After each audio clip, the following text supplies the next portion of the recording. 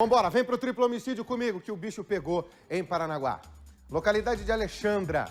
Estrada Alexandra Matinhos, a estrada começa ali, nessa localidade. Para você entender do que nós estamos falando. Área rural, 3 pessoas mortas, avô, filho e nora. Só uma criança de 7 anos sobreviveu.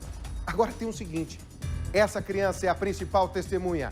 É exclusivo, é no Balanço Geral. Nós falamos com a irmã dessa criança. Todos os detalhes dessa história agora com William Bittar e com Dionei Santos. Põe no ar.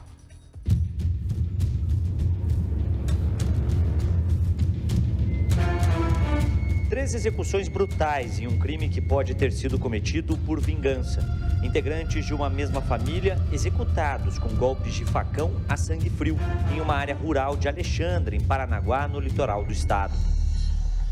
E nós viemos então até o local onde esses assassinatos brutais aconteceram. O primeiro a ser morto foi Carlos da Silva, de 76 anos. Ele morava sozinho nessa residência aqui, a primeira do terreno. Na porta, a polícia encontrou sinais de arrombamento. Os assassinos invadiram o quarto onde Carlos estava dormindo e o golpearam uma única vez no pescoço. Logo que saíram dessa casa aqui, os assassinos foram para aquela outra, onde morava o Amarildo, a Adriana e o filho deles, um menino de apenas 7 anos de idade. A Adriana estava na cozinha quando tentou evitar o que estava para acontecer. Ela tentou se defender e, inclusive, os dedos dela foram cortados. Já o Amarildo estava no quarto, apenas de calção, e tentou se esconder no banheiro, mas não conseguiu. Já a criança, de apenas 7 anos, foi a única poupada pelos assassinos. Ela foi levada por eles dentro do porta-malas de um veículo. Nós fomos autorizados pela família a entrar na casa onde o idoso foi assassinado. As coisas já foram retiradas lá de dentro, mas na parede do quarto, as manchas de sangue, que mostram que Carlos não teve chance de defesa. O senhor estava deitado na cama, né, com a televisão ligada, onde teve o arrombamento. A mulher estava na cozinha e o esposo dela estaria no quarto. Tem sinal de luta dentro da casa do casal? Aparentemente não. Do lado de fora, manchas de sangue na porta, em sapatos e até em um colchão, que possivelmente era usado pela criança. Imagens que uma das filhas do Amarildo e irmã do pequeno Pedro presenciou quando ficou sabendo que o pai, a madrasta e o avô tinham sido assassinados. Eu fui saber pelas redes sociais, eu estava trabalhando, né? Aí uma cliente estava com o celular aberto na minha frente e viu e me mostrou. Aí foi aonde eu já fui correndo lá para o local, na casa do meu pai. Chegando lá era que eu fui saber que era o meu pai, meu avô e minha madrasta. Ela conta que não imagina o motivo de ter os familiares mortos, mas sabe que o pai já tinha arrumado algumas confusões. Inclusive, chegou a ser preso no ano passado. Não tenho ideia do que tem acontecido. Foi alguma rixa que ele tinha fora dali. Se era uma rixa com ele, o porquê da execução da esposa com o meu avô, se foi uma queima de arquivo. Então a gente crê assim, que foi um acerto de contas ou algo parecido e alguém conhecido mesmo dele, sabe? Essa mulher, que mora no terreno dos fundos de onde os 3 foram mortos, conta que no dia em que tudo aconteceu chovia muito e só ficou sabendo quando outra vizinha chamou até a casa. A gente viu assim de longe a casa do Amarildo com a Adriana, onde ele estava. A gente viu na entrada assim que estava tudo cheio de sangue, assim, né? Na escada. E então a gente não entrou, a gente ficou assim, com receio, né? Porque é horrível a gente ver essas coisas assim, né? A irmã também fala do desespero nas buscas pelo irmão que desapareceu no dia dos assassinatos. Pedro tinha sumido, né? E não tínhamos, já tínhamos olhado no mato, rio, alguns vizinhos saíram de barco, não viram nada. E no nosso coração a gente entendia que a pessoa que fez a execução tinha levado o Pedro.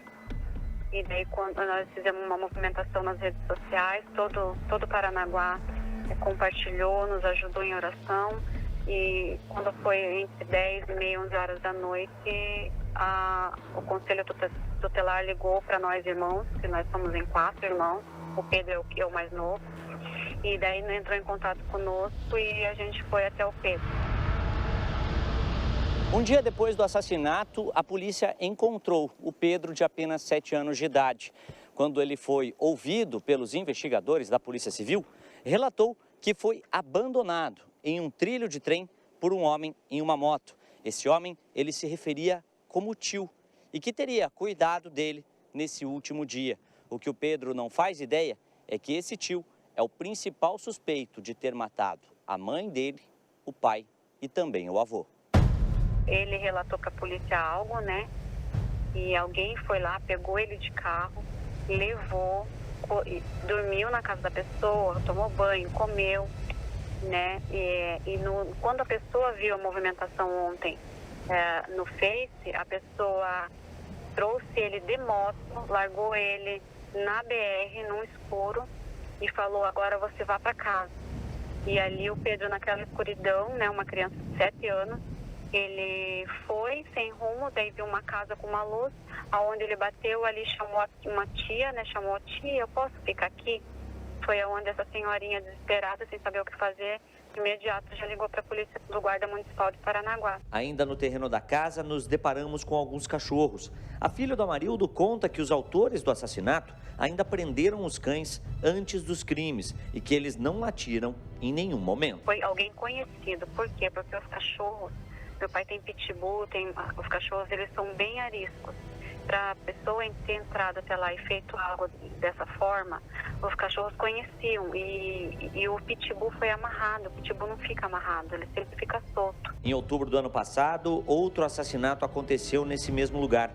Um homem que tinha acabado de sair da prisão e pediu a Amarildo um lugar para ficar durante alguns dias. Mas para a polícia, ainda não há indícios de relação entre os crimes. E a criança de apenas 7 anos já prestou depoimento para os investigadores aqui da delegacia de Paranaguá. Para a polícia, contou detalhes de como foi transportada e com quem ficou no final de semana. A polícia já tem um suspeito de quem pode ter sido o mandante ou um dos autores desse assassinato. E sabe que essa pessoa conhecia muito bem as vítimas. Não foi só uma pessoa, foi mais de uma pessoa. Uma pessoa só não conseguia fazer um latrocínio para matar 3 pessoas no facão, né?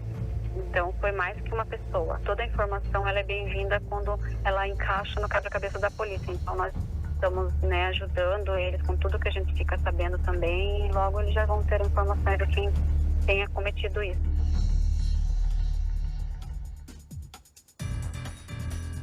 Essa é a grande pergunta. Quem teria cometido tudo isso? Porque, veja, a história que aparece agora é a história inicial da investigação. De que o Amarildo teria matado o pai, na sequência a esposa, que alguém presenciou tudo isso. Chegou até o local, chegou para o menininho Pedro, falou, Pedro, vem cá, tio, vem cá. O tio vai te levar para um lugar. Levou essa criança, volta e mata o Amarildo. Por que essa suspeita ela é forte? Porque o Amarildo, ele tentou se esconder em um banheiro. Se fosse alguém de fora que tivesse ido para cima da esposa dele, qual é a reação natural de um marido quando isso acontece? Proteger a própria esposa. Em nenhum momento ele fez isso. Em nenhum momento ele fez isso. Muito pelo contrário. Quando quem chega para matar vai em cima dele, ele se esconde. Então isso vai reforçando a suspeita da polícia. Saber quem morreu primeiro vai ser essencial para fechar essa história. Os cachorros não latiram, não foram para cima do criminoso. Ou seja, era alguém que os cachorros conheciam, que eles não estranharam. Por isso que pode ser um familiar, porque o pai morava no mesmo terreno.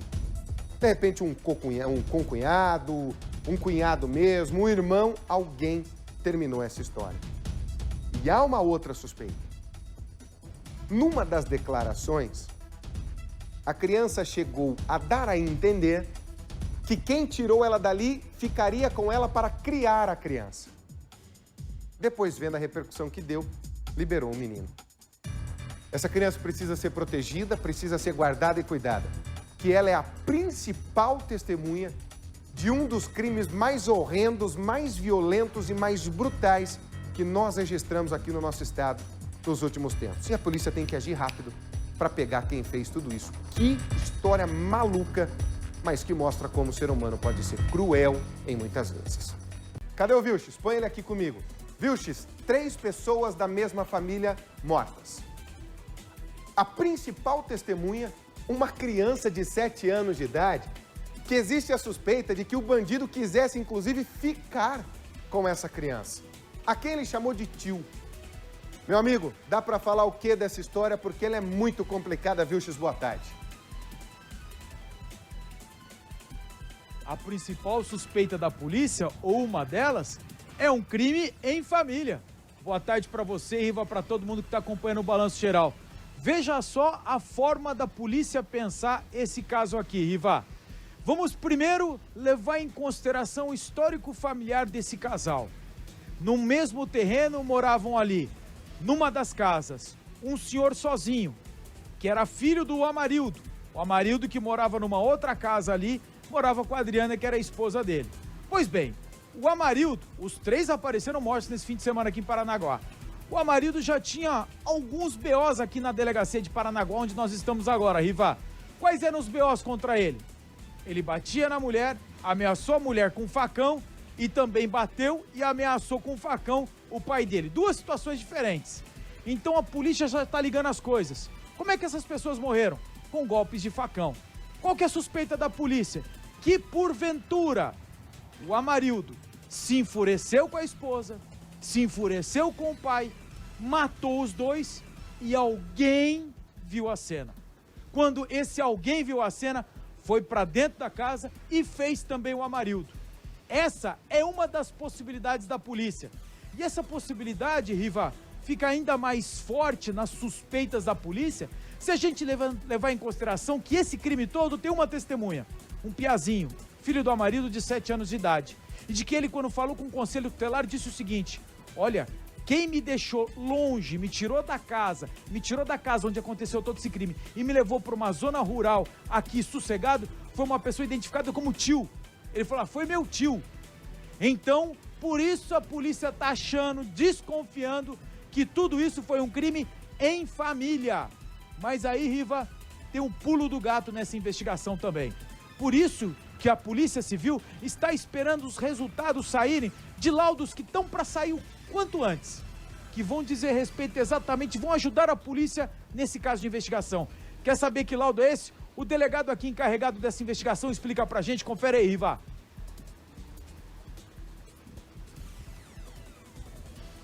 Bom, daqui a pouco a gente vai trazer essa entrevista do delegado para ele esclarecer pra gente. Tá aqui o Ricardo Vilches comigo. Vamos começar a fazer perguntas para ele para deixar as coisas bem claras. Ô Vilches, esse tio, a polícia acredita que possa ter voltado depois de deixar um menininho no meio do mato. O menininho fala que até comeu na casa de pessoas conhecidas e tudo mais. Esse tio teria voltado para matar o pai dele daí, que tentou se esconder no banheiro, não foi isso? Essas informações sobre detalhes disso, a polícia não leva nem em consideração nesse momento. Sabe por quê, Riva? Porque essa criança, que é uma testemunha, pode ter visto o que aconteceu, tem muito a explicar, não falou oficialmente com a polícia. Porque para essa criança prestar um depoimento de forma oficial, é necessário antes ter todo um preparo profissional para isso, inclusive com a presença de um profissional, um psicólogo no caso, acompanhando o depoimento dessa criança. O que nós sabemos, o que a polícia sabe até o momento, é com base no que essa criança disse para um conselheiro tutelar. Porque essa criança foi vista por um vizinho. O vizinho chamou a Guarda Municipal chamou o Conselho Tutelar e todo mundo veio para cá, para a delegacia. Mas quem viu essa criança sozinha? Essa pessoa ainda será identificada para vir aqui para a delegacia e prestar depoimento, para saber que tipo de conversa teve com essa criança e para saber também se pode ajudar nessa investigação, Riva.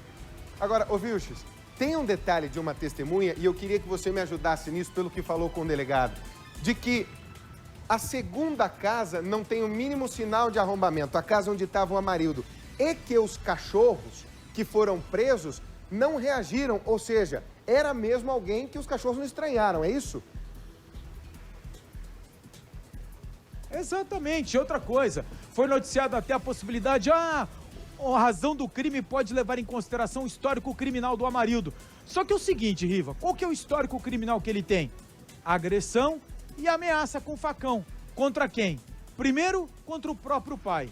E depois, o outro boletim de ocorrência que ele respondia, inclusive chegou a ser detido por isso, foi por causa de agressão e ameaça com facão também para cima da esposa. Ou seja, Os crimes que ele cometeu foram contra as outras 2 vítimas que estavam dentro do carro, dentro da casa dele. E tem um detalhe também averiguado pela polícia. Todo mundo ali gostava de beber. Então, por isso tem essa dedução da polícia. De repente, estavam os 3 dentro da casa, de uma das casas só, eram vizinhos, a outra casa estava fechada, se reuniram todo mundo numa festa, quem sabe, era fim de semana, se reuniram numa casa, começaram a bebericar, começaram a conversar, teve uma discussão.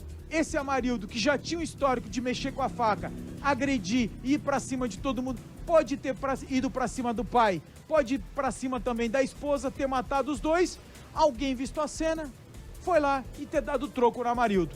Essa é uma das possibilidades. O que fica também, Riva, mais forte essa possibilidade, o fato seguinte: quem é a pessoa que acudiu essa criança? Por que essa criança, que em tese nada tem a ver com o peixe, por que não se apresentou aqui na delegacia para falar, olha, eu estava com essa criança, acudi essa criança, vi que ela estava em choque e estou aqui para trazer as informações para ajudar. Essa pessoa ninguém sabe quem que é, sumiu, Riva. Sumiu. O menininho chama de tio. O tio me levou e existe essa suspeita da polícia de que essa pessoa quisesse ficar com o menininho de 7 anos até para criar essa criança. Então, cada vez mais se aproxima mesmo de algo dentro dessa família. Vamos ver a primeira parte da entrevista com o delegado que cuida do caso. Ele fala de todo o histórico de violência que já tinha dentro aí dessa família, principalmente entre os 3. O Amarildo seria um homem muito violento. Veja. As testemunhas estão sendo ouvidas, né, nesse momento, vários familiares das vítimas, mas uma questão que trouxe relevância para a investigação é justamente o histórico de violência nesse núcleo familiar. Verificamos que pelo menos 2 registros policiais foram confeccionados noticiando violências praticadas por uma dessa vítima, né, primeiro contra sua esposa e depois contra seu pai.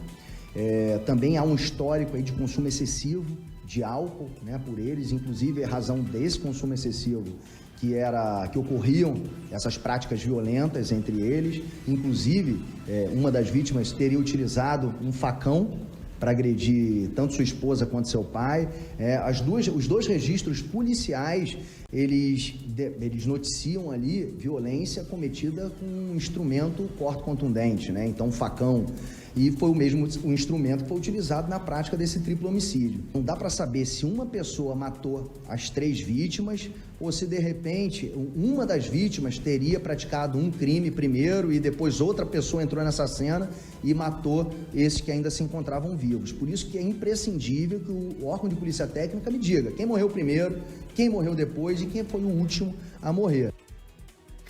Ô Vilches, pela entrevista do delegado, ele acredita muito fortemente nessa possibilidade do Amarildo ter matado o pai, a esposa e depois alguém ter ido lá como vingança e dado cabo dele. É isso, né?